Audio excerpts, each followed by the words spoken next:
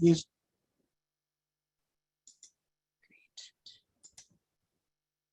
All right, welcome everyone.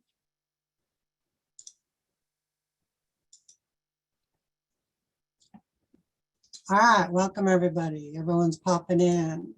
We got a good one for you guys today. We've got a good one today. All right, I'm gonna turn that off for now. Just Okay, getting set up, everyone. We're recording this, so just FYI. Yes.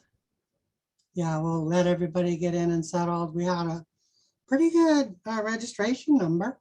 We're in the mid 70s, I think, for our registration, though that's good. Andy Taylor, thanks for joining. Awesome. Let's see, Deb Coy's here. Thank you for joining, Deb. Eva Williams. Oh my God, Eva's in the house. Oh, thanks for joining, Eva. This will be good, hopefully. Now I really feel nervous. Marika, Eva, it's a firefighter I used to work with, Santa Rosa Fire. Oh, awesome. Good to have you here. I see we have our amazing volunteer, Noelle Glab, with us too. Welcome. So in a couple minutes, we'll go over housekeeping, and I've got a special thing we're doing tonight. We haven't done it before. And this is kind of a special presentation. So I thought it'd be kind of special to do something special. I just abuse the heck out of the word special. Okay, so I'm going to introduce myself real quick, and then I'll let Marika introduce herself, and then we will get started. So I am Roberta McIntyre. I am the president and CEO of Fire Safe Sonoma, and we've been working in the weld and fire safety and risk reduction space for 25 years or so. Fire Safe Sonoma has. I'm a retired firefighter and retired fire marshal from the county. Was a firefighter with Santa Rosa Fire Department, and currently president and CEO of Fire Safe Sonoma. I'm just gonna leave it at that. Marika, go ahead and introduce yourself. Yeah, hi everyone. My name is Marika Ramsden. I have been with Fire Safe Sonoma since April. I'm really enjoying learning so much about fire safety and fire groups that we have in Sonoma County, and connecting with you all. So one of my roles, I am also the county coordinator. My position is funded through the California Fire Safe Council and Cal Fire grants. I am working to make sure we all get to know each other and we can identify all of the different fire safe groups in the county. And that will be updated on our website quite shortly. So I have put together a survey and we are sending that around. So if you're joining us today and you are part of a fire safe group in Sonoma County, please do fill in the survey that I just put in the chat. That will really help us all. We know we're stronger together. So fire doesn't know boundaries and boundaries of communities. So let's work together and get ourselves more resilient. So yeah, good to have everybody here, and I'll pass back to Roberta. And then Marika, would you double check the YouTube stream? We will not be posting this. That was a chat that came through. That chat is disabled. Thank you. I will work on that, Amber. And it is not on YouTube yet. We will upload it. It is recorded on Zoom, and then we will upload it onto our YouTube channel shortly after this presentation. So watch out for that. Perfect. Yeah. Okay. And then a couple other housekeeping items. We will be handling questions through the Q&A, not the chat. So if you have a question, please put it in the Q&A and we'll respond to them that way. The Q&A is also set up so that if you see a question that you really like, that you feel is important, you can upvote it. There's an upvote option. And so when we get to Q&A, when we get to the questions, we're going to pretty much take them from the top down. So if you really like a question, upvote it, push it to the top of the list. And hopefully we'll get to all the questions, but if we don't, we'll get to probably the most popular ones for sure by doing it that way. Yeah, we talked about recording. Everybody knows where their exits are, their fire extinguishers. Hope you're all comfortable, settle in, and let's get started. So before we jump into the presentation, I will share the surprise I have. So everyone who's attending today, what we'll do is after this webinar, we'll look at all the emails and we'll do a random number generator, a random generator in Excel of all the emails. And we're going to pick one person who attended tonight. And then once we have that person, we'll get your email and we'll send you an email to let you know that you have won this book. And so if you see an email from us after this webinar, telling you about that you won this, fire escaping book, what we'll ask you for is your address. So then Roberta will send it to you from her Amazon account directly to your address. I have to do it out of my personal pocket because I did not get the board's permission to do that. So I'm paying for it. And I found it to be a really good resource. Okay, so with that, yeah, we will break a couple times. The presentation is broken out in 3 chunks. At certain logical breaks, we'll be taking questions from the Q&A. Okay, so Marika, are we ready to go? Yes, we are. All right, let's get started. I will share a screen and we'll get this party started. All right, we will go here, share.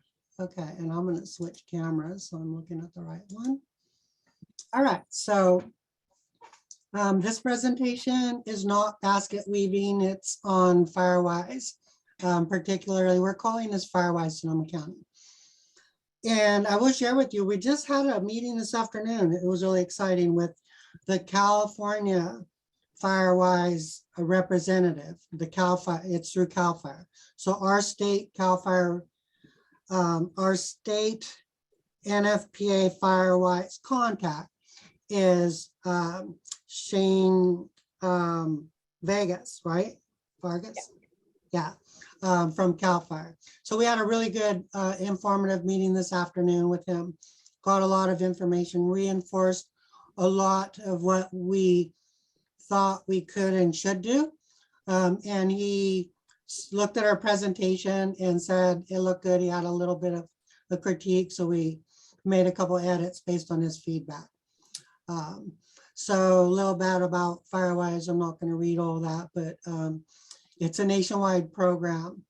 And as we go further, you'll learn probably more about FireWise. Well, you'll learn a lot, okay? So this presentation, and what we're going to cover here is reasons to become a FireWise community. We're going to walk you through the basic steps to become recognized as a FireWise USA site. We're going to share with you the community risk assessment process that's part of becoming accredited, and explain how the final approval process works and how to maintain your accreditation. Because there are things you have to do. Your community has to have skin in the game. But there are some incentives for being FireWise. Perfect segue to this question, why FireWise? Well, let's explore that a little bit. So here are the benefits. First of all, well, let me back up a little bit. Fire Safe Sonoma, over the last several years, we've done quite a lot of work in local communities, helping them evolve as local fire safe councils and helping them with local community wildfire protection plans. I will share with you the fact that creating a local CWPP is very much like becoming an accredited FireWise site. And the process is very similar. The risk assessment is very similar. The data collection is very similar. So with that said, that's a reason we're leaning into FireWise to the degree we are at Fire Safe Sonoma. The other thing is that when you apply for grants, here's a CAL FIRE grant that we applied for a while back. And the list you check off for your eligibility, if you will, or to bolster your opportunity or likelihood of receiving funding, there's this checklist, and so your project, have you shown how it relates to the CAL FIRE strategic plan? Do you have a homeowners association plan? Well, if you're not an HOA, you're not. So you can check the box that says, do you have a community wildfire protection plan? Because the county has one. So that counts there. And then if you're FireWise, you also can check this box. In this case, we couldn't because this community wasn't. But I think that checking that box will probably give you a little bit more credit towards getting funding than if you can't. And I had an inkling that CAL FIRE was very interested in FireWise communities. I had a discussion about it recently with Chief Nichols, and out of that, I got the idea that, okay, you know, Chief Nichols is, you know, supportive of FireWise. And then when we talked to the FireWise rep this afternoon, it's like, oh yeah, they're all in. And so we're all in. So I think that, you know, if you can check both these boxes, Community Wildfire Protection Plan and FireWise, it'll help in your endeavor to get funding, particularly from those entities that ask you those questions. Even if they don't, you want to brag about it in your narrative or in your grant application. The other thing, and this is really putting a lot of horsepower behind this endeavor, is the California Commissioner's Office is working to increase available incentives for wildfire safety. So the Insurance Commissioner's Office, and with a lot of help from United policyholders, a lot of horsepower behind there helping push this endeavor forward.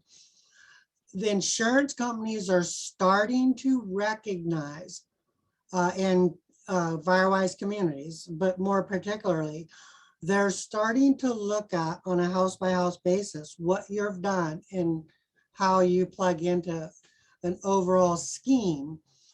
And if all looks good to the insurance companies, some insurance companies, then they are offering discounts on premiums, and they are helping people keep insurance or even get insurance by doing certain things.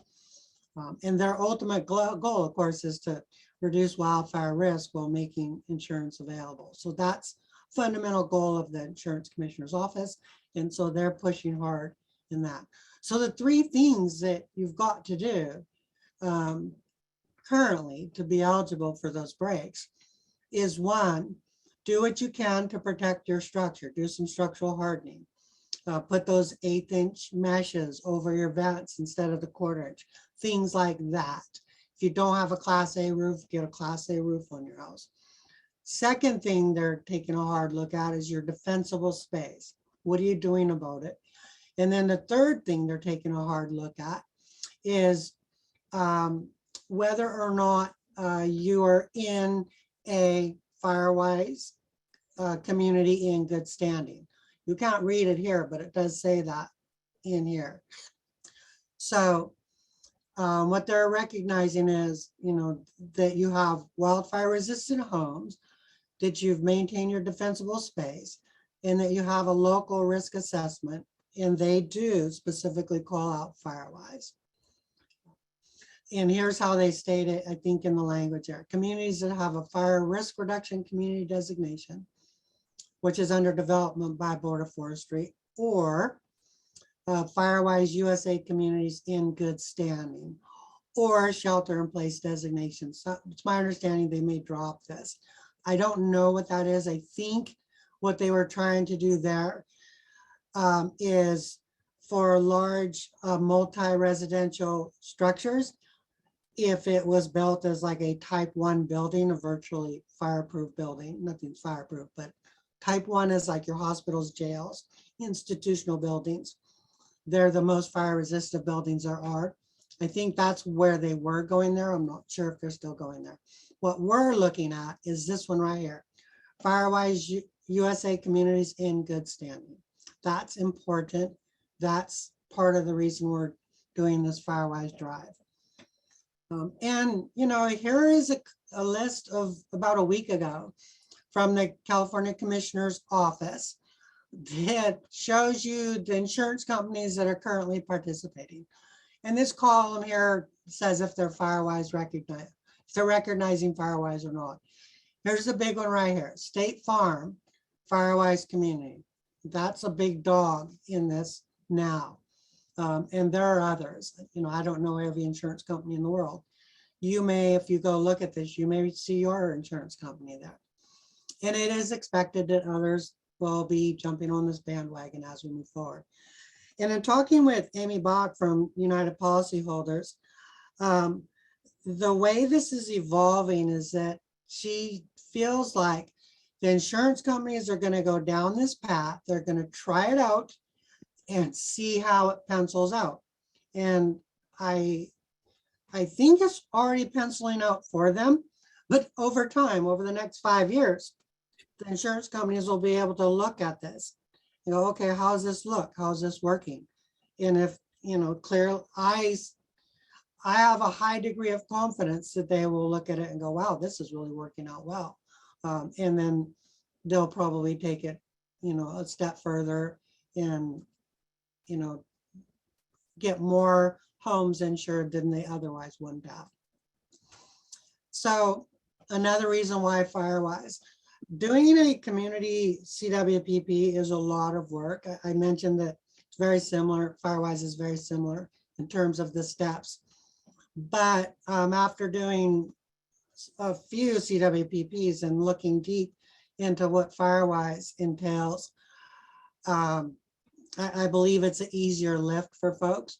And you act, even though you do have to have skin in the game, you do have something of value at the end of it, not just a document that says you have a plan, which is good.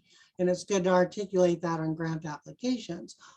But having something of value in terms of getting homes in your communities that can get discounts on their premiums, that's where the rubber hits the road. That's in the pocketbook. That's where people need to feel the positive impact, honestly, and be able to afford, you know, doing this or afford getting insurance. I like this little quote, and this is kind of how I look at this. You know, you want to pick battles big enough to be meaningful, but small enough to win. And creating a FireWise community, I believe, is a battle that's small enough to be successful at, but big enough to be meaningful. Okay, so any questions so far? Yeah, we have a couple of things that have come up in the chat, Rebecca. First of all, do you know the way that we can completely hide ourselves so that the screen can be totally full? Do you know how to do that? Oh, I thought it was on our end or their end? For them all to just not to see us, but just to see the screen. Do you know how to do that? I think it's in gallery. If they go up to the top right corner of their desktop with their Zoom, they can set up their screen on their end however they like. Okay, I hope that helps. And then a question came up from Patrick. How do we get grants for neighborhood defensible space? So we'll absolutely get there as we go into how we can help and support you, but I don't know if you want to quickly address that, Rebecca. Yeah, so step one is to do a community risk assessment. Doesn't have to be FireWise, could be a local CWPP, could be a FireWise risk assessment, could be some other risk assessment, say something you pulled out of NFPA, an NFPA standard that walks you through it. Regardless, in my opinion, to be successful at grants, it has to be, you really have to have a plan in place that will show as objectively as you can the actual risks in your community. Because anybody can go, oh yeah, we need to do this, we need to do this, we need to do that.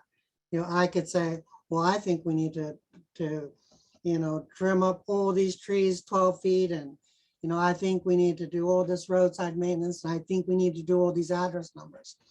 I can think that all I want, but if I don't have objective data to support that, there aren't too many funders that are going to go, oh, Roberta's got these good ideas, let's give her a chunk of money and see what she does with it. No, you've got to have an objective analysis that says, these are the things we've identified in our community footprint that need to be done to reduce our risk. Once you've done that, then that plan is kind of can become like sort of a business plan where you go to investors to invest in what you're trying to do. The investors being the grant funders, and go, look, here's what we need to do in our community. Will you help us get from here to there? So that's kind of how it works. As an end of, we get calls and emails from folks from time to time. Oh, I've got these trees on my property. I'd like to get rid of them. How do I get grant funding to do that? It's got to be part of a bigger plan. Hopefully that answers that question. Yeah, But and we once you've got that built out, then you go write your grant. The other thing with writing grant applications, please, please, please, please, please, please, please, please, pretty please, do not wait until the grant opportunity shows up to develop your project. Once you've done the risk assessment, you'll have a laundry list of things you need to tackle. Fill out those projects, fully develop those projects, figure out how much it's going to cost to do them, who your contractors are, what are you doing with CEQA, all that stuff. Build out the project, cost it out, so that then when the grant comes around the bend, you're ready to go. It's plug and play time. You just take all the data and plug it in. And that's the other nice thing about having a local risk assessment. A lot of times these grant applications ask you for the very information that you've gone out and gathered in the process of doing your local risk assessment. It's like community profile. What's your community profile? The grant asks you. Oh, it's right here. Copy, paste. You know, are you an at-risk neighborhood? You know, oh, it says so right here. Yeah, we did that. Okay, copy, paste, boom. Those kinds of things. We have a follow-up question, which I think we're about to answer as we go through the process of developing a a FireWise community. And it is about like what makes it objective, and do you have to hire someone to do that work? So I think we're about to go into that. Please let us know, Amber, if we don't answer it in the next section. But another question that's come from Amber is, are we noticing a trend in community size and rural proximity to wanting to select FireWise councils over FireWise communities? The second question I'll answer, I'll put the other one in the parking lot for now. So I feel like, well, I feel like Fire Safe Sonoma, Marika, you can help me with this. I feel like we're starting to get a lot of inquiries from local community groups that want to organize. We're not getting specific requests from folks saying, oh, we want to be FireWise, or we want to be a Fire Safe Council, or we want to just be whatever. We're not getting those. So we, Fire Safe Sonoma, are coaching folks along. We're not telling anybody what they need to be. And we don't care. If you're an HOA and you want to be a FireWise community as an HOA, you can do that. We'll help you. If you don't and still want our help, we'll help you. We're inclusive. We'll help you any way we can. But we really see a high value in becoming FireWise. So to be quite honest, we're really pushing that product right now. Yeah, I would just chime in, and I think that we are seeing a few more communities come to us wanting to learn more about FireWise, not just in our county, but beyond. It seems to be a trend in the way things are going because of insurance specifically. So yeah, we're here to help you do what is best for your community, and that seems to be what is best for most communities right now. Yeah, we'll coach you, but we won't tell you what to do. It's like a good parent, right? You know, it's like sometimes, yeah, you help your kids along the way. Okay. All right, I think we're caught up with questions. Okay, so here's the fundamental steps according to FireWise USA. They have it broken down into 4 steps. It's actually a little more complicated than that. But step 1, organize. Step 2, plan. Step 3, do some things. Step 4, tell folks about what you're doing. That's really the reporting and updating. So I'm going to take it a little step further and break those down. So the organized part of that 4-step process is to form your organization and learn about the process. You know, you may not have a lot of experience in group dynamics. If you don't, and you're the champion, you may want to, research a little bit about group dynamics, storming, forming, norming, performing, all that sort of stuff. How to hold meetings, things like that. Many folks know how to do that already, so you're a leg up if you do. So you form your group, and you need some champions in the community. You need folks with charisma. You need folks that aren't afraid of knocking on doors and recruiting folks from their neighborhood to jump on the bandwagon. Inspirational folks that can describe why this is important, et cetera, et cetera. It's like a little campaign, a neighborhood campaign. And then you need to learn about the processes, like somebody just asked, how do you do that? How do you do the grant thing? There's lots to learn. There is a tutorial. There's a QR code on the screen. If you want to grab that, you can grab it. It'll take you to the tutorial. We're also dropping the tutorial in the chat. Also, I forgot to mention earlier, we will be dropping loads of information in the chat as we go.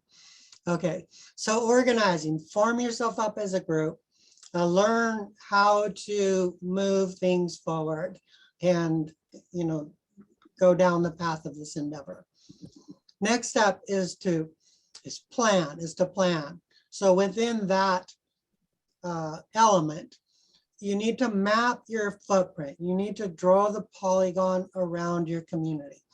Ideally, a logical line polygon works really well if you already have an existing community. Say you have a community called Forest Hills, and it's mapped somewhere. Use that as your polygon. If you've got, a subdivision, Oakmont, use that as your polygon. Draw a polygon around that. The polygon has to be real. It doesn't have to follow geopolitical boundaries, but it's quasi-permanent once you draw it. Once you've drawn that polygon and submitted it to FireWise, then to change that, it's a lot of work. It's almost like, according to the CAL FIRE rep we talked to earlier today, it's like you have to start all over again if you have to redraw that polygon. So, but you can draw the polygon around naysayers. If you've got 3 homes in your community and they're all they're all like, yeah, we want to be FireWise. Don't draw your polygon around just those 3 homes. Draw it around a larger logical area that wraps its arms around, the community as a logical, boundary. Then you apply to be FireWise, and I've got this set up to apply here because when you go to apply, it's going to ask you for a lot of this information. It's going to ask you how many homes are in the footprint. It's going to ask you to provide a map.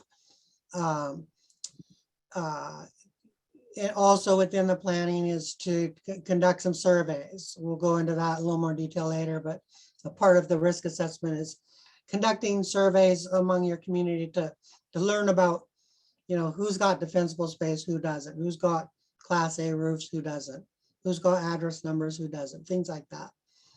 Then you synthesize the data that you've collected, and then you complete the FireWise risk assessment. The do is to identify and complete projects. So once you've done that risk assessment, very much like doing a CWPP, you flesh out an action plan. Is that the right term?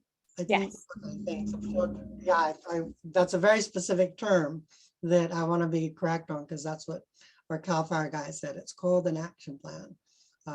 So you want to fill out an action plan. First action plans for 3 years. You fill it out for 3 years, and then it's updated every 3 years. So in that action plan, you identify projects. You identify, what are you doing for education and outreach? What are you doing for roadside fuels reduction? What are you doing for evacuation? Things like that. We'll give you a link to an example of the CAL FIRE action plan template that CAL FIRE wants you to use. They don't want you to use the FireWise one. They want you to use the CAL FIRE one for the action plan. And then you work on completing those projects. And then the TAL part is maintaining all your records. On an annual basis, you have to submit the hours that you put towards the project into the database. You have to submit it to CAL FIRE and NFPA. And they keep track of all that. Yeah, and then you tell people about it, press releases, tell folks all the good work you're doing. That's the other part of the tell. And then, of course, maintaining the program. And then these two right here, projects and maintain, this has become cyclic. So, and is re-upped every so often. So let's look at those. Organize, you create a board or committee of volunteers to represent your community. You do not have to be a legally established entity. You don't have to even be legally formed as a club. You don't have to be a charitable organization. You don't have to be a 501c3. You just have to be a bunch of folks who really care about the community. And then, you get together and have a meeting or two to talk about what you want to do. You engage with local and state fire, get their feedback. You identify one, ideally two, a primary and then a backup point of contact for your team. Who's the team leader here, and who's their backup? Sometimes you only have two, but that's where you start, and then you grow from there. All right, and then once again, you define the boundary. The size of your footprint can be as small as 8, not a good idea. Can be as large as 2,500, can be a little bit more than that. What we learned today is if you don't want to be so small that it's a pain in the what. 20 homes, not a bad number probably. If you get to 1,000 homes in your footprint, then you should start thinking about subdividing your footprint into zones. Same FireWise community, but you have zones or neighborhoods. And then you have a leader from each neighborhood. And I don't know if Carolyn is on, I won't use last names, but Carolyn, oh yeah, Carolyn, you're right there. Carolyn, I was thinking about you all out there in Cazadero when we talked to them about that, because you've got like 16 neighborhoods, and we talked about, well, we don't want to make every single neighborhood a FireWise. You don't have to. You can do the whole footprint as FireWise and use each neighborhood as a zone, and each block captain can be the zone representative. That's how it was described to us, how to tackle that. So that can be done. And then you conduct a community welfare risk assessment, which we'll walk you through here. And then you create a multi-year action plan to identify and prioritize actions. We'll talk more about that in a moment. And then each year, over the course of a year, not once a year, you complete education and risk reduction actions that you've identified, that you said you're going to do in the plan. The picture that are right, I believe, is Sonoma County's very first chipper crew back in the day. Okay. And then you tell about what you've done, your success. Apply for recognition through the FireWise USA. Of course, you do that on the front end. You routinely conduct and record the work you've done, and then you annually report that activity to FireWise. When we've talked about this with folks before a couple of times, folks are like, oh my gosh, it's so hard. We got to do all this stuff, to be recognized as accredited as a FireWise community. Honest to goodness, you'll see in a minute, the bar, it's pretty darn low. In my opinion, it's too low, but good thing I'm not in charge, right? Okay, any questions so far? Any questions on the process? If this presentation is a PowerPoint, it will be easier to share the visuals. We will, I believe we're able to share the PowerPoint with you all. I will after we get permission from FireWise to use their logo. Yes, That that's came up important. Yeah, and I can, in the notes of it all, I can drop all of the links that I've been sharing, because there are a lot of links for you all. So I'll make sure that you get those too. Okay, I'm good to go. I think so. All righty then. Okay, anybody gotta go bathroom? Okay. Okay, so let's dive into, an overview of the community wildfire risk assessment. The risk assessment is a tool to help the residents understand their risk and get them to engage in risk reduction efforts. But it is a fairly objective process of gathering data, synthesizing the data, and coming up with solutions to the things that need to be mitigated based on that assessment.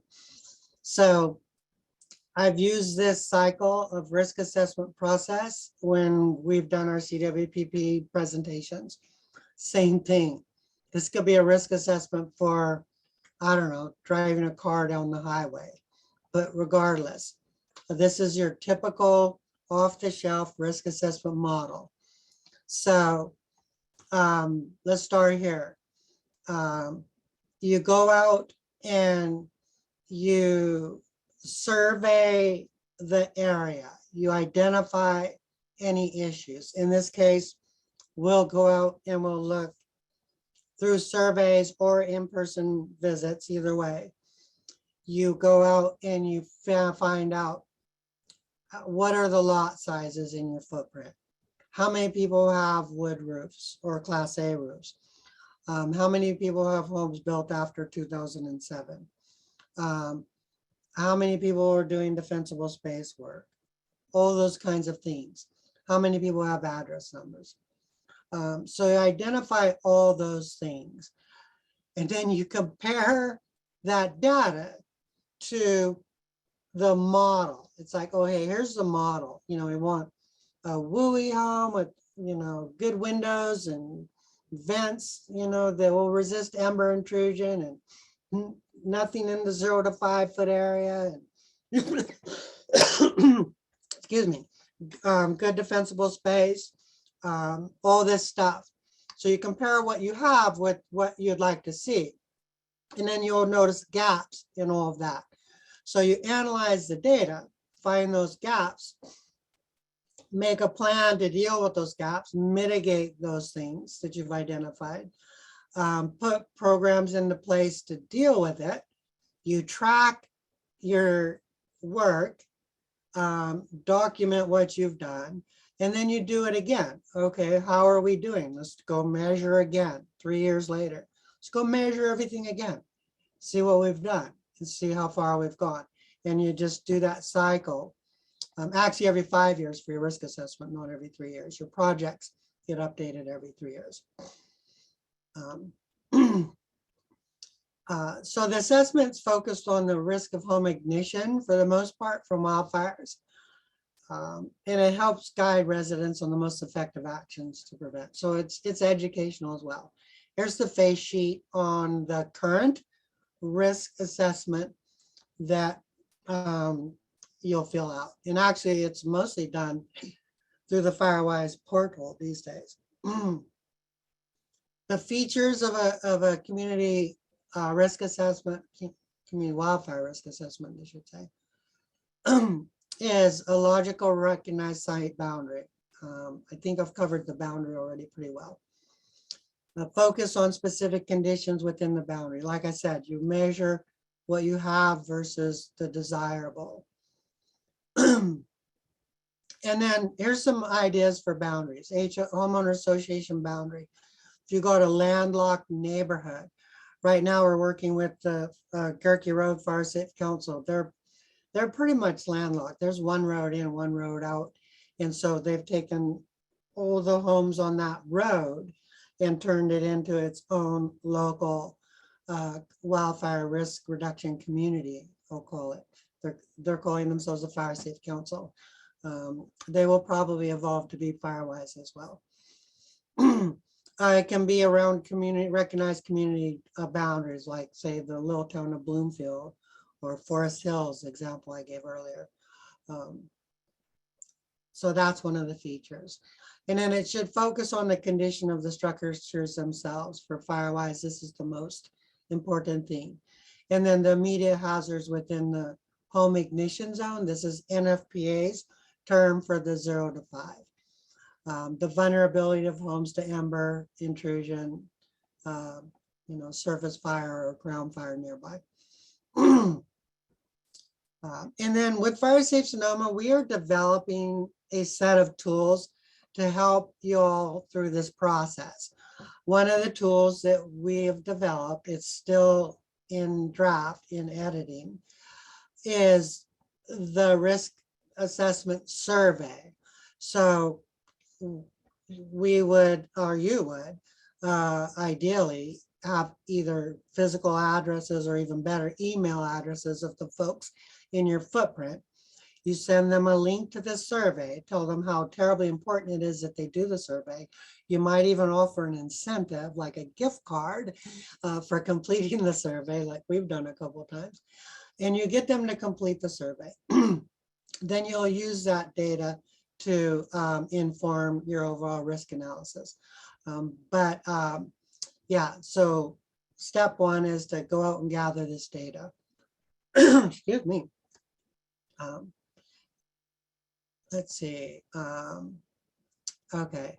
And then another focus of the overall risk assessment is your vegetation types. How thick is the vegetation? Is it natives? Is it, transplants? Is it, fire prone vegetation? Things like that you'll measure. You'll take into consideration your slope and aspect, your access and egress routes, your primary, secondary roads, take into consideration fire history. And so Fire Safe Sonoma, we also have another tool that we developed several years ago that we've been using for CWPPs that folds quite almost perfectly into the FireWise program, because the FireWise questions that are asked on that risk assessment that they have are virtually identical to the ones we ask in the one we created 5 years ago with funding from CAL FIRE, actually, championed by Carleon Safford, that project. And so we'll take the surveys, or we'll help you take the information from the surveys that get returned. You'll use that information to populate this community risk assessment tool. And then this community risk assessment tool will, it has built-in math and formulas that'll give you a score for your community and actually give you pretty good hints on where you should focus your efforts. So over here it'll tell you, okay, how you did in each category. So roads, might say inadequate. So better yet, let's say roofs might be inadequate. Okay, roofs, what do we do about roofs? Well, a couple of things you could do. You could do an educational program and have people learn how important it is to have a Class A roof, and maybe inspire them to put on a Class A roof if they don't already have one. Or you might want to take a bigger lift and find funding to help provide financial incentives for folks in your footprint to swap out their roof. Maybe cover the soft cost of the permit at least, or something like that. Maybe work with the county on that. Say, hey, if we do this program and get grant fundings, can you give us a break on some of the soft costs or the permit fees for folks that get a roofing permit? Can you help us? So the degree that you can do stuff is only limited by your imagination. Just don't be afraid to knock on doors and ask people. If you don't ask, you won't know. But anyway, so this risk assessment tool will also, wish I turned on the pointer. It's also divided into 3 areas. Green is like the low hanging fruit, things that you should be able to do within your community with the minimum of effort.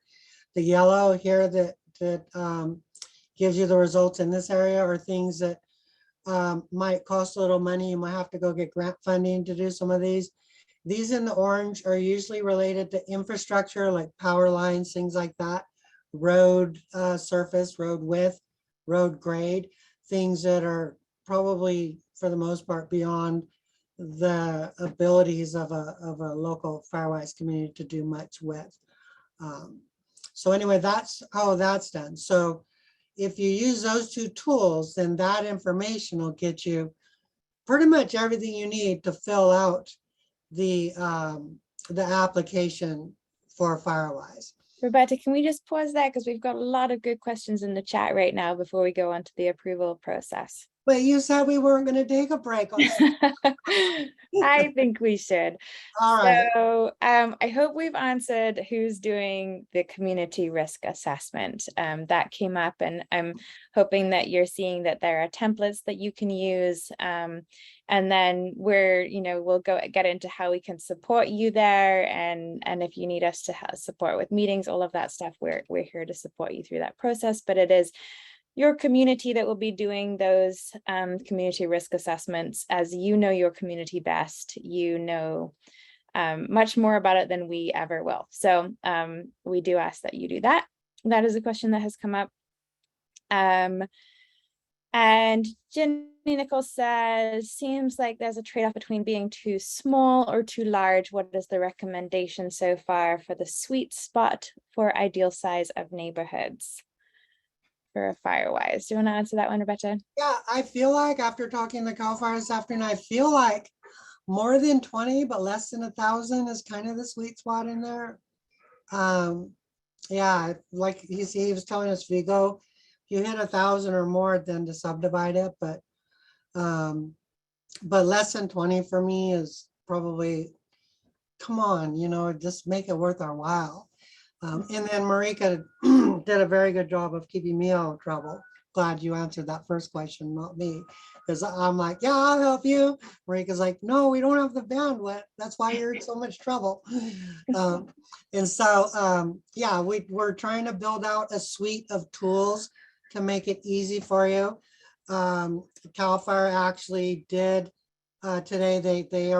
He said they're recognizing us as the Sonoma County Regional Coordinator now for FireWise. So we're it for Sonoma County, your go-to spot. And we're learning this tool a lot as we go.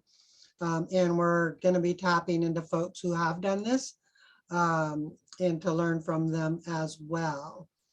In fact, Suni's in the group too. We'll probably be leaning on her quite a bit for help. And when we get to the close of this, I might be tapping Suni for some more information. Did I pronounce that right, Marika?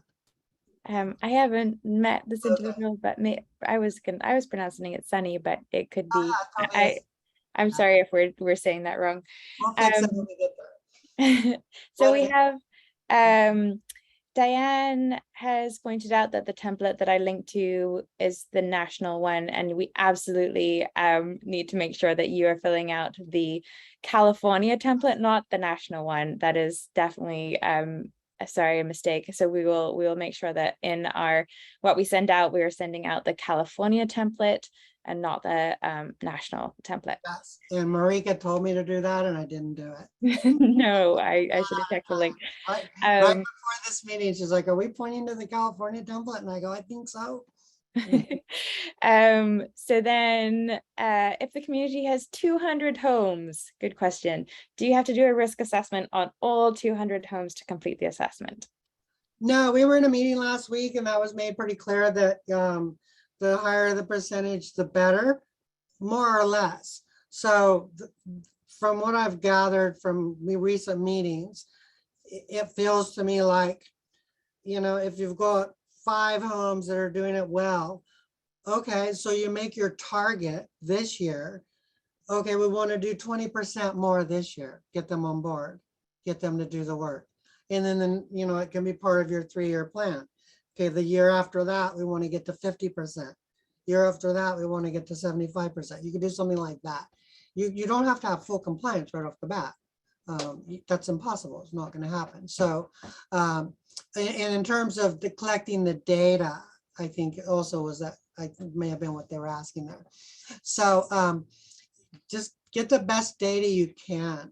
And then we'll do the risk, we'll do the risk assessment based on the best data you have.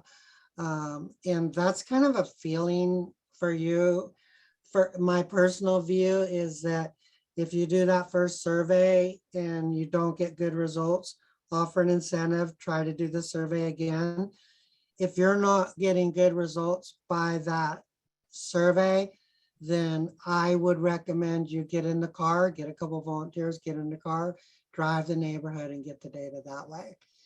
I think in Marin County, their FireWise program, it's my understanding that they physically look at all the homes in their footprint to do their assessments.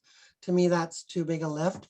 I trust people to fill out surveys accurately, but if you're not getting a good return on that survey, if you're not getting, at least 25-30% return on that survey, it's kind of a, you have to get a sense for that yourself, what you feel is a good return as well. But more is better. The bigger your study sample set, the better off you are. But yeah, if I got a small return on the survey after attempting 2-3 times to get them to do it, I'd be getting in the car, driving it, yeah, you got to have a reasonable data set to start with. You can't, if you've got a community of 100 homes, 6 homes is not enough. So hopefully that answers that question. Another good question that's come up is, how do we define a structure? Does it refer to only habitable structures? Would a barn be a structure? Would an RV or a tiny house be a structure? I believe the word is dwelling that they use in the FireWise application. So it's a dwelling or residence, yes. Yeah. So, but yeah, I mean, that answers the question about a barn, but not about an RV or a tiny home. So what would you think there, Roberta? If you're living in it, if there's people in the box, I would call it a dwelling. Yeah, if there's people in the box, if it's a camp trailer, if it's a tiny house, if it's a mansion, if there are people residing in the box, I would call it a dwelling. Are we familiar with Meet Your Neighborhood, the Meet Your Neighborhood model, and does that meet the requirements for community wildfire assessment? I think you may have meant Map Your Neighborhood. Is that probably what they meant? I haven't heard of Meet Your Neighborhood. I've heard of Map. Yeah, Map Your Neighborhood. Yeah. That's a good way to start because you've established the community relationship. However, I don't think that Map Your Neighborhood assesses the fire risk of the structures. And that's what this is about. If measuring the fire risk of your structures in the footprint are part of your Map Your Neighborhood, then that can, you're well on the way to being accredited for FireWise. So Vesta's just updated us that Meet is the new Sebastopol version of Map Your Neighborhood. So thank you for that update. We learn something new every day, so that's good to know. And it looks like Vesta's also put a good resource in the chat for road surface improvements. So check that out. And then a follow-up question from Ginny Nichols about the surveys. Does the homeowner need to do the survey? And ideally, that is what happens. But if you can't get the homeowner, I mean, you're not ideally you're ideally getting as many homeowners as possible to do the survey, but it's not required that it's 100%. So. Yeah, you just want to get a reasonable study sample to submit into the plan. Yeah, and then if you ideally the homeowners will self-certify their set of conditions.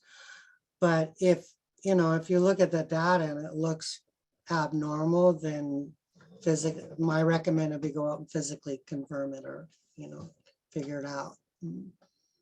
All Okay. right. Let's see. Okay. Thank you for that clarification, Amber. That sounds great. They're asking maybe if the renter can do it instead. Absolutely. If they're living in that house, for sure. Yes.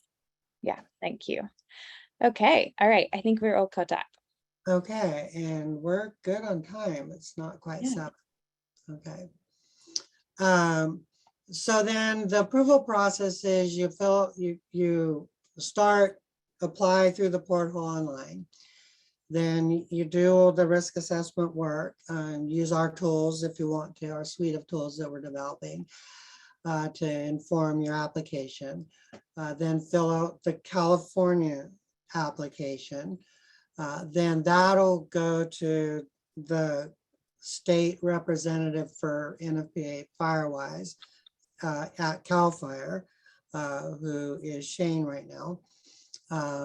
And we're going to work with him and Chief Nichols here in the unit to try to identify a CAL FIRE point of contact in our unit, the Lake Napa Sonoma unit, to work with us in this footprint. But we're Sonoma County's regional coordinator. So that's something we're working on. So all of that goes up to the state CAL FIRE. They will look at it. If they have any issues with it, they'll bounce it back, say, what about this? What about that? And then once they're okay with it, they'll send it over to NFPA. NFPA will look at it, double check it, put you in the system. They'll have their GIS folks map out your footprint, put it on their site.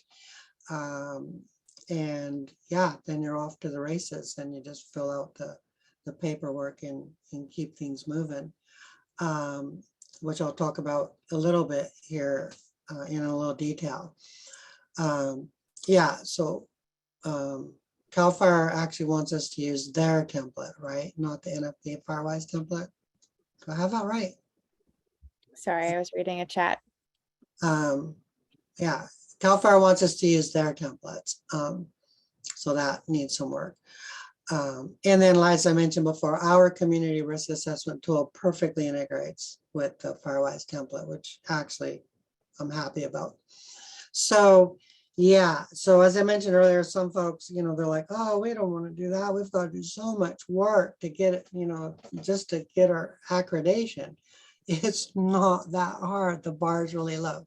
So each site is required to annually invest the equivalent of 1 volunteer hour per dwelling unit in wildfire risk reduction actions. And then this, the hourly rate, didn't need to put that in there. It's based on the independent sector value of volunteer time, which is $29.95 an hour right now. So each household is required to contribute. Well, the unit, the community as a whole needs to show that their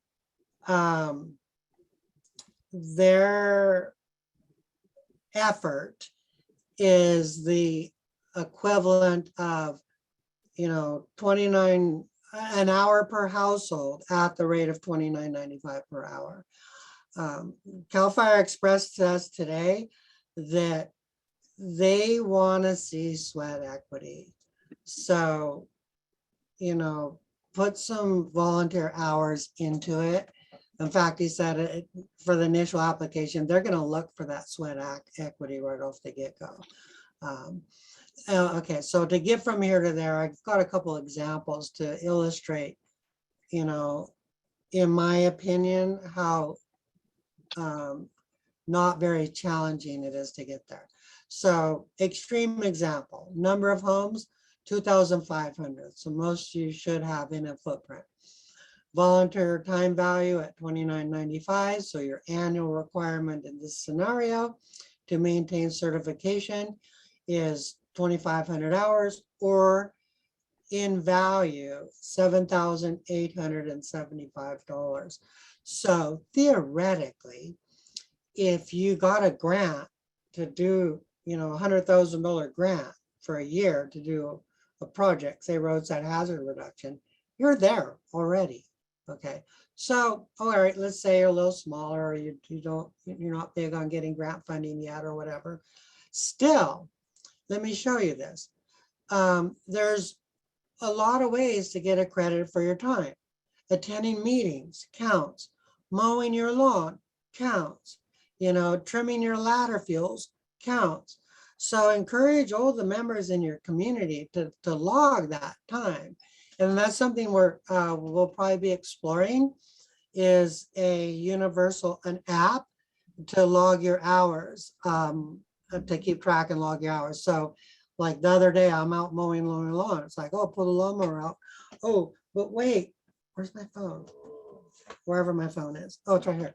But wait, I'm going to mow the lawn. It's going to take me an hour. FireWise log, 1 hour, mow lawn. Got it. Okay, good. Boom. It's in the system. So we hope to get to that level. We're going to talk to a guy about doing an app for us to do that.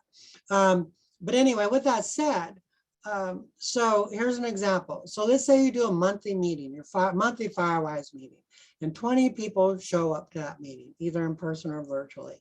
So 2-hour meeting, 20 people, there's 40 hours. 40 hours over a year on a month, 40 times 12, 480, right? 480 hours, or 14,376 in value, or nearly 20% of this already. So there you are. This is, yeah, 14,376 is 19.8% of this. So just having meetings, you know, you're already 20% there.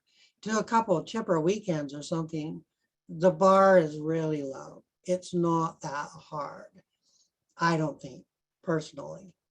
Okay. I recommend that if you're wanting to go after the insurance benefits of being a FireWise community, that when you're looking at your structural hardening retrofits and the defensible space criteria, I recommend you use the IBHS Wildfire Prepared Standard Homeowner's Guide as your guide, because that's what it looks like the insurance companies are probably going to be using. We had an experience recently. Oh, I don't have it in there anymore. We have had an experience recently where an insurance person pointed out that this particular set of conditions was inconsistent with this. So they've got to fix it if they want to maintain their insurance, something to that effect. Not sure if it's going to evolve that way in totality, but it feels kind of like, to me, like it might be going that way. Anyway, here's a QR code for the wildfireprepared.org website, which is through IBHS. Really good site. A lot of news. It's relatively new. A lot of good stuff there. And then this QR code is a link to this pamphlet, the Homeowner's Guide. Okay. Update. So we'll get to the almost close out here. So the FireWise program requires annual reporting of hours. They like you to have your hours in like October, I think he said, because that FireWise NFPA, they tally up all the hours for the year, November, December. So they like you have all your reporting hours. I think, is that the date he said? I forget, but something like that. Yeah, November, at the beginning of November. Beginning of November, yeah, before Thanksgiving. That's right. Yeah, so all your reporting for your annual hours are due by that point in the year. So you don't quite get a whole year of reporting, but that's how they're doing it. And then your action plan updates are every 3 years. And that's important too, because you can show where you've progressed, where you thought you would be and maybe didn't quite make it. oh, we just discovered we got to do these 2 other things, add that to the list, kind of a thing. And then your risk assessment must be updated every 5 years. And so with that said, if you're looking at expanding your footprint, that's the time to do it, honestly, because when you do that, it's like doing it over again anyway. So if your footprint has grown or feels like it's going to grow, keep those likely folks that are joining in your footprint kind of in the queue or in the parking lot. And then when you get to that 5-year update marker, just redraw that polygon, redraw your boundary, and then go from there. Yeah, apparently it's a lot of work for FireWise to do these, to put all the work in these. So they don't want you to do them, they don't want you to go for 6 months, add a chunk, do it over, go for 6 months, add a chunk, do it over. That's just crazy making. So that would be my suggestion.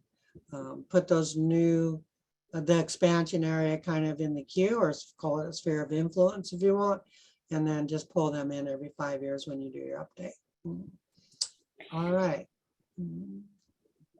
So here's how we can help. We can help you get your group formed if you want us to show up at a in-person or virtual or hybrid, kickoff meeting to help explain this process to your community group, et cetera, get you going. We can help with some of your messaging. If you give us a listserv, we can send out surveys on your behalf, things like that. We've got a constant contact account that we can share with you all if you want to do that. We can help host meetings to some degree. We can help virtual meetings for sure. If you don't have a Zoom platform or need to do a Zoom webinar, we can help with that. We can use Fire Safe Sonoma's tool set there. We have very strong alliances with the state and local fire and county government, and we're pretty well connected. We have our tentacles in a lot of places.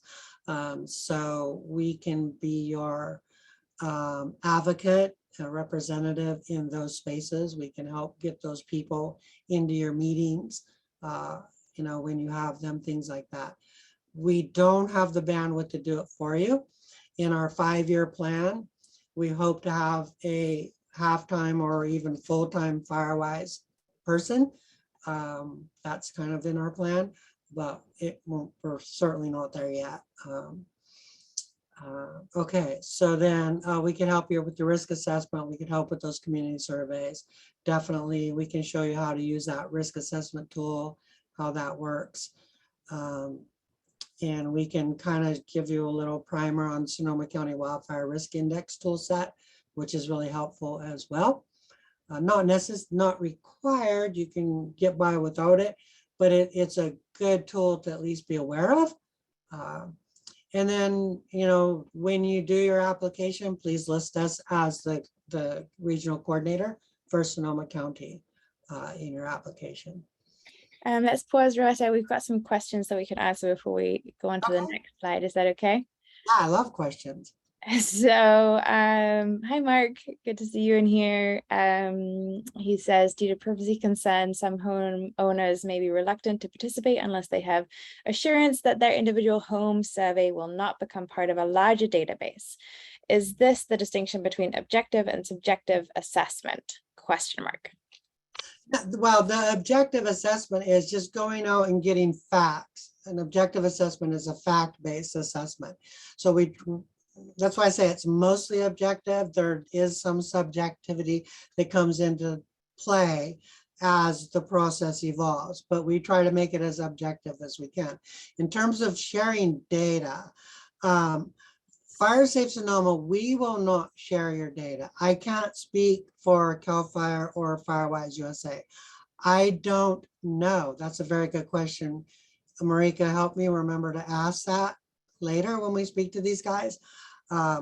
Until now, when we weren't as engaged with those entities in this level of data, Fire Safe Sonoma, we were very adamant about not sharing our data. Well, I tell people straight up, we don't share our data with anybody unless we get a subpoena, you know, and then we're not going to sit on it for 6 months until we get, you know, the FBI searching our house. Yeah, so if we get subpoenaed for data, we will provide it within the scope of a subpoena.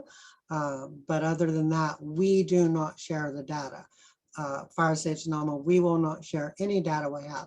In fact, if you give us a listserv, if you want us to do a survey on your behalf, if you give us a list of email addresses to do that, we will not keep that. We don't keep that email list. We do not use it. We don't turn it into, you know, our email list. We don't do that. We'll destroy it. You know, we'll just delete it. Okay, we're done with it. Delete it. And it's not ours, but it's yours. At the same time, if we collect data on your behalf, we will give that data to you. That's your data. But yeah, I hope that answers the question. That's a good question. And with regard to the relationship we're evolving into with CAL FIRE in this endeavor and National FireWise, we'll have to ask that question of those guys. If we submit an application and it needs improvement, will we have the opportunity to update it? How will we know if the application is good enough? You'll hear from CAL FIRE.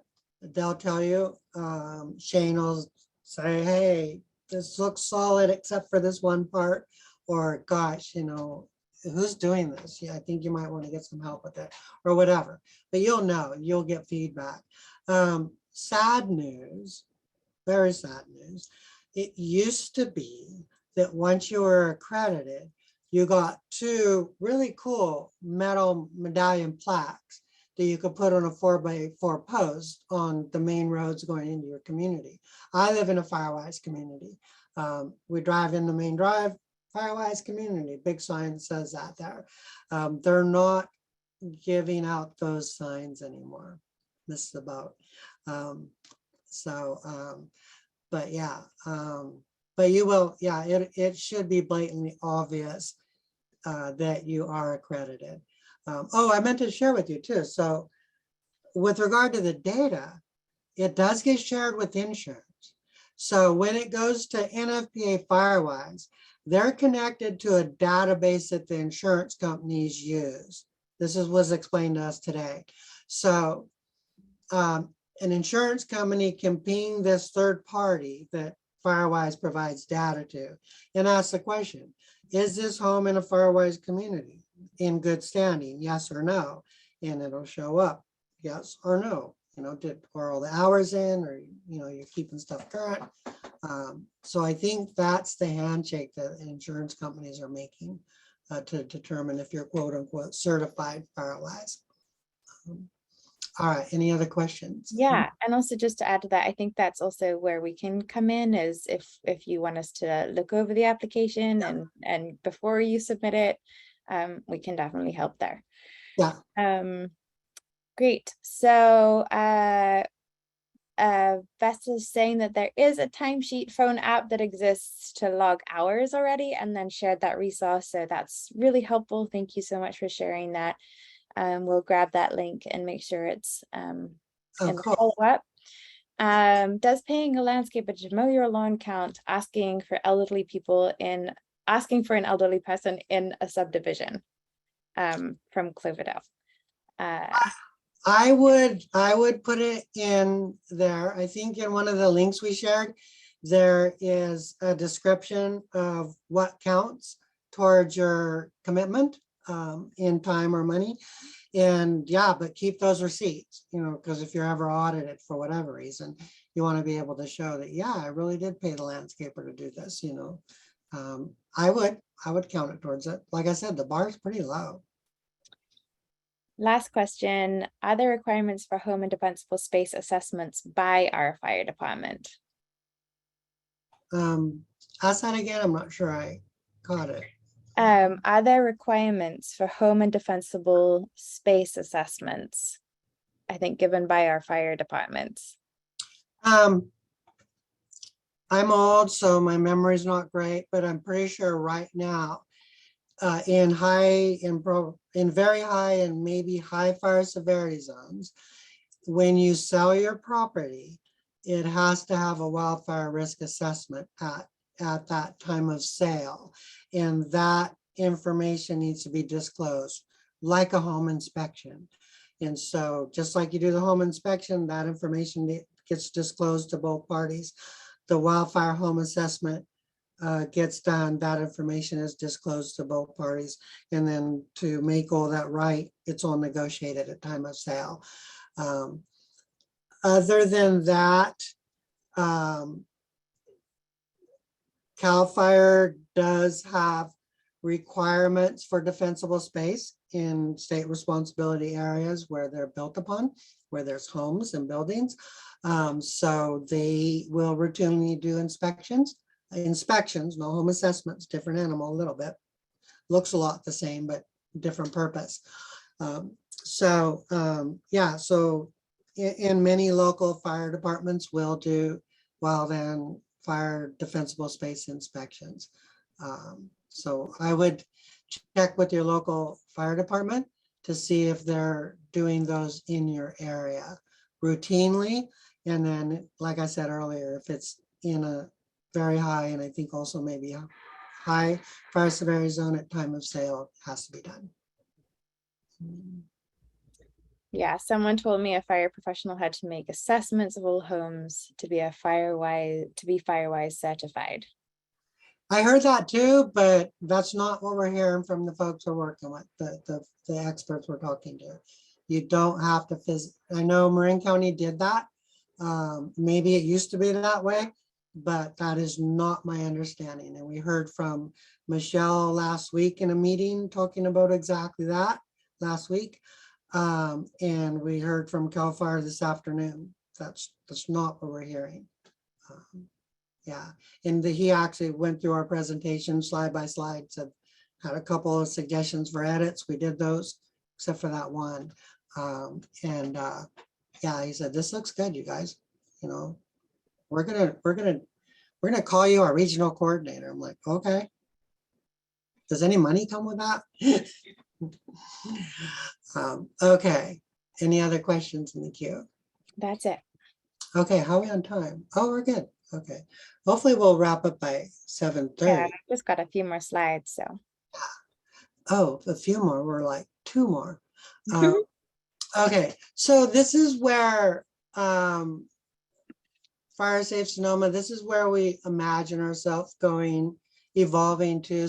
This is conceptual. We've already discovered, you know, there's some nuances here that we will tweak. But this is how we see ourselves fitting into a community scale endeavor to reduce wildland fire risk in Sonoma County. So we work very closely with the California Fire Safe Council, very closely.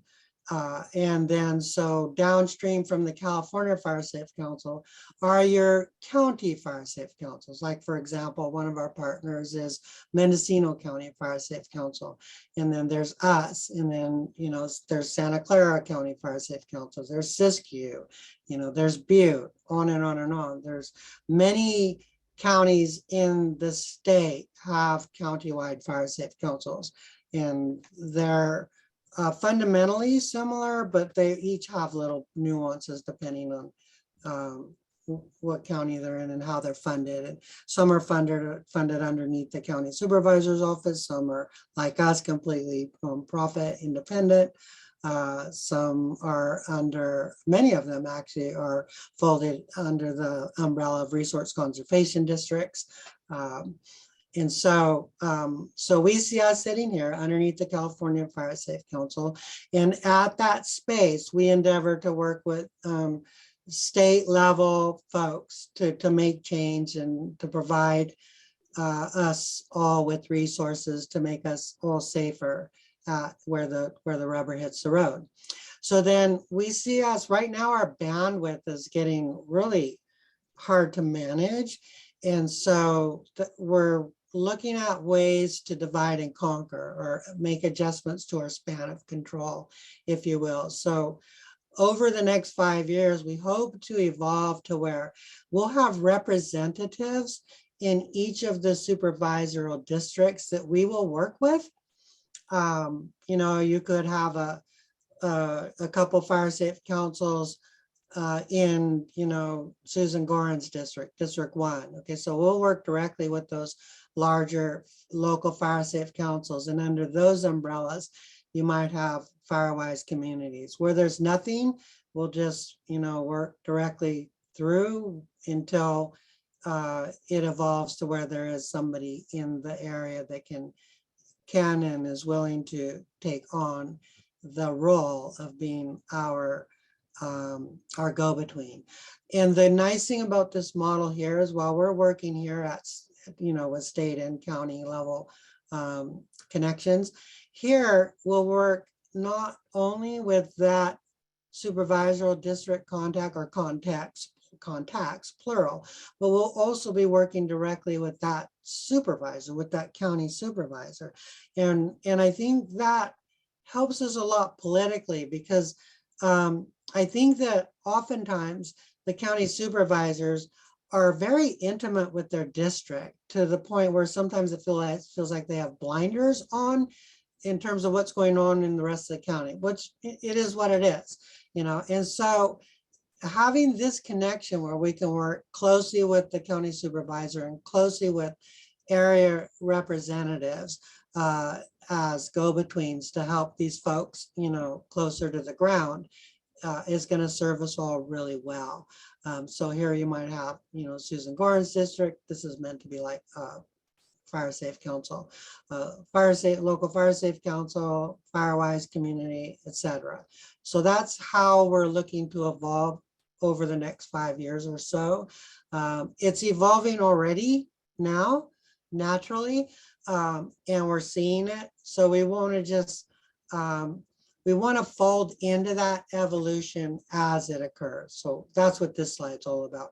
We shared this with the California Council. Was it last week? I think we ran this by them. They're really excited about it to where they want us to present it at a bigger meeting on the 8th that the California Council's got going on. And they have alluded to using this as a pilot program for counties statewide.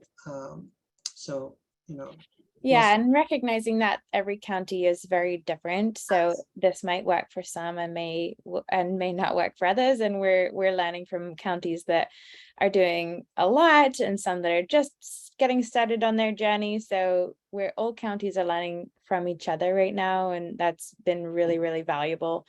But as we start to really organize our county, it would really help us to know what groups are out there and what you're doing and how many times you're meeting and how we can best support you. And so I just dropped in the chat again. If you are building your fire safe group, whatever that may be, please do fill in that form that I just dropped in the chat so we can start to collect all this information and have it available for you all so that we can all learn from each other within our county. That would be incredibly helpful. Yeah, and then once we collect that data, one of the ways we're going to put it to use is to map those entities that are formed, those that feel like they're formed enough to want to be mapped. We're going to put a map on our website to pinpoint where those are, where each of those FireWise communities or local fire safe councils or HOAs doing the work or whatever. We want to map all of those. The other thing we want to do with that data is use it as an invitee list to do a larger meeting with everybody to kind of brainstorm a workshop, really, to brainstorm, how to want to learn what's working for some folks, not working for others, do an exchange of ideas, sharing of, resources, things like that. And then downstream from that, our expectation is on an annual basis, we'd probably have annual meetings with each of these subgroups, to kind of see how that's going. But anyway, lots going on. As Rachel Maddow would say, watch this space. Jerry Nichols, just to answer your question, what role does Sonoma County government and supervisors have in the FireWise organization? Roberta spoke to that a little bit. I hope she answered that question, but they're very, very interested in what's happening in their district. So whether you're a FireWise community or Fire Safe Council or COPE community, we hope to further engage them in the work that you're doing. Okay. Sorry, there is another one. We are already a FireWise community as well and have our own Fire Safe Council. Do you still want our info? Absolutely. Yes, please. Yes, Yeah. please. Yes, please. We will put you on that map with your consent. That is one of the questions in the survey is your consent to be put on a county-wide map listing all fire safe groups. So with your consent, you will appear there. Yes. And then I'm going to leave this slide up for a second, but how are we on questions? Is that almost it, or? Yes, I think that is, we do. I want to call on a couple of people and get some of their feedback. If now's a good time to do that. And yes. Yeah, and we have a raised hand, Susie Cummings. I'm not sure if we answered all of your questions. I'm not sure if you have that, if we managed to get through those. When do we officially become a FireWise group? That's another question. Yeah, once you get the feedback information from the state, I think it'll come from the state. They'll say, yeah, congratulations, you are FireWise. And there's a couple of folks, at least one person, maybe a couple in the audience that can help with that, who are actually FireWise already. And I want to call on them to maybe see if they can share their experiences. So where'd Sunny go? Bear with me. The list moved around. Somebody left and messed up the list. Okay, so Sunny. Do you want me to help, Rebecca? You're the host. Yeah, if you can let Sunny have audio and video. Sorry, Susie, I added you as well, but Sunny, you're there. Yeah, I'm here. Great. Yeah, can you? I spoke with you. I think it was last night or night before. Night before. Okay, so yeah, and thanks for agreeing to share your experience with us. Can you kind of share with us some of your experience with your work group becoming FireWise? Could you also let us know how best to pronounce your name? Sunny. Sunny. Good. Okay, great. Surprise, Marika. So our community was hit really hard in 2017. And so when everybody came back, whose houses didn't burn, we were pretty motivated to make sure nothing happened similar again. And we're in a unique situation because we backed to Annandale State Park, which is a mess.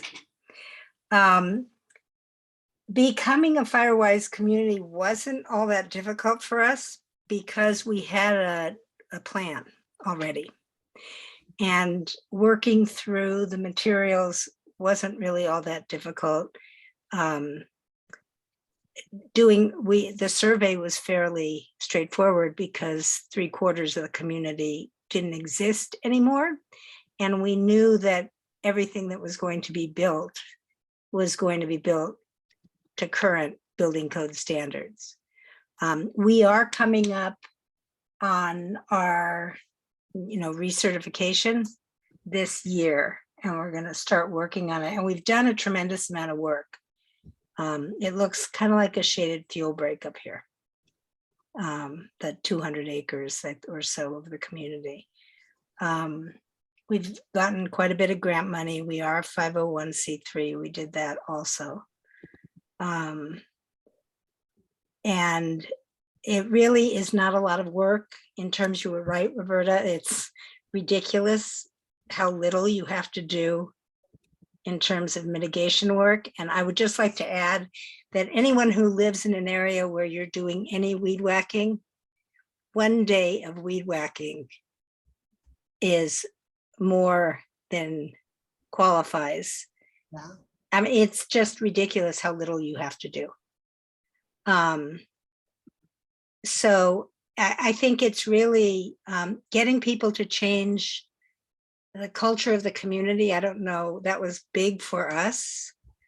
To like privacy, not seeing your neighbors, not really all that healthy and not FireWise.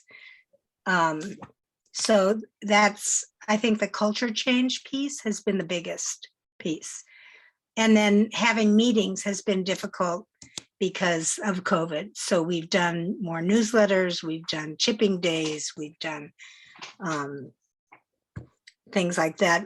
Somebody had a question of if hiring people is fine. That is fine. We always use a contractor for our chipping days just because of liability.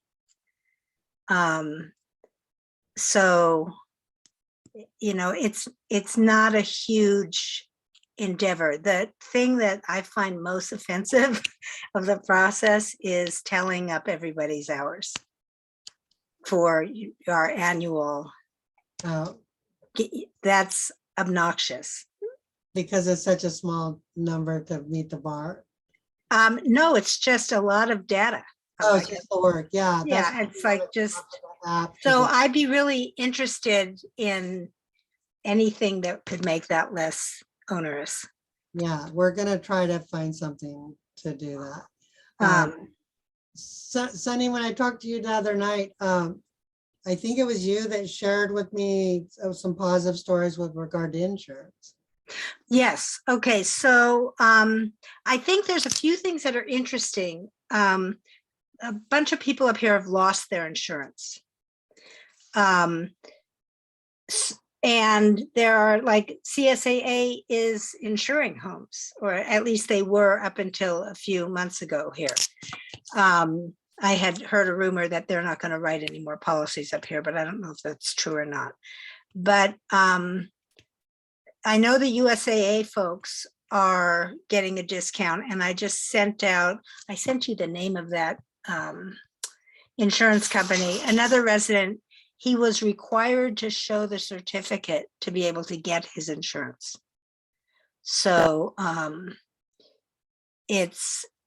and I was kind of surprised. I was happy because, I mean, that was one of our motivations to choose to go with FireWise. Also, in terms of your home assessments, there are people who will do them, and that's what we did as soon as we moved back, is like, what do we need to do? And there was a lot of stuff we didn't think about, like our garage doors. And then you make a tick list and go through it. And I think it's really motivating people, which I don't think is so hard anymore because we've been hit so many times. But it is anyway, it's a doable thing. And I think it's confusing for people between FireWise and Fire Safe. It is.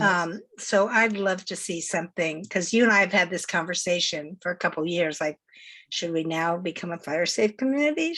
Like, what should we do? So anyhow, it's doable. And I think, taking a look in terms of your assessments, taking a look at your topography and, risk factors where you are. And the local fire departments have been really helpful. Oh, yeah. So I think people should lean on them, and they're always happy because it could mean less calls for service. Yes. So, Sunny, how many dwellings are in your footprint? well, there were 135. Okay. And I think now maybe there's, and then 3/4 of them burned down. I think only 31 of us, our houses didn't burn down. Wow. And I think I could find out. I think there's about 80 or 90 now. There are still. Are they all active and engaged in the FireWise? Everyone's cutting their grass. I would say some of the landscaping that's gone in makes me uncomfortable, but that's something I'm particularly interested in.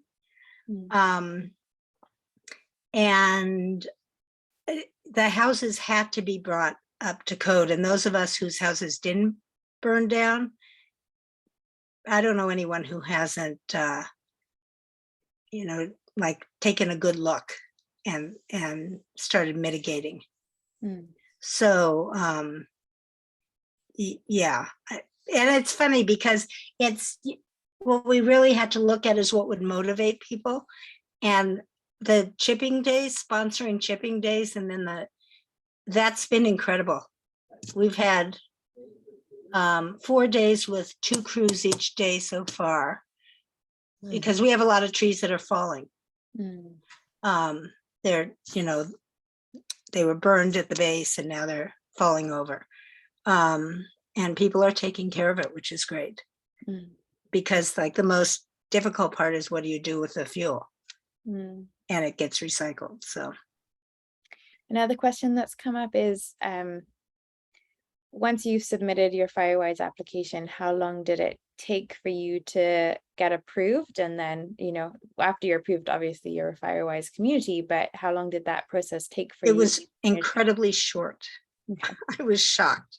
Like a couple of days or a couple it was probably within that whole time period is a blur to me. But I would say it was less than 3 months.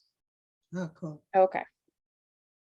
I know it was less than 3 months. I could go back and check emails, but I was shocked how quick it was. Okay, great. Thank you for all of that. Okay. We have one more question. We have open space that gets mowed at least twice a year by the HOA. Do you think that counts for our hours of sweat activity? It does count. Yeah, if it's in the footprint. All right. It takes so little to meet that requirement. It's really, and to me, it's really about planning and looking objectively at where you live and at safety. Yeah. Yeah. And changing the community culture of what they think, and myself included. That's the thing. It is a cultural change, and yeah, we're all feeling it. I'm feeling it. We're getting there. It really is, but it is a cultural change. All right. Great. So are we all caught up? We are all caught up. I think if anybody has any further questions that arise, I've dropped our email in the chat a couple of times. You can find it on our website, on YouTube, on Facebook, on Instagram, on Twitter. We're everywhere. We try to be. But yeah, thanks everybody for joining tonight. We have to. Yeah, I'm sorry. Go ahead. I didn't mean to interrupt you. No, not at all. Go ahead. I was gonna say, don't forget, if you get an email from us telling you won, that's us asking you for your mailing address so we can send you this cool book. It's really cool. You won't get this one, this is mine, but you'll get one delivered to you from Amazon. Great. All Well, right. thanks, Sunny. Thanks for sharing your experience. Okay. Bye-bye. Bye-bye. Thanks everyone for joining us tonight, and let us know how we can support you. Please do fill out that survey if you are a group or forming a group. All right, great. Thanks for your help, Marika. Thanks, everybody. And we're gonna sign off. Well, you're the host, so you have to sign off. All right. I'm leaving. Bye, everyone. Thanks, Rebecca. Bye.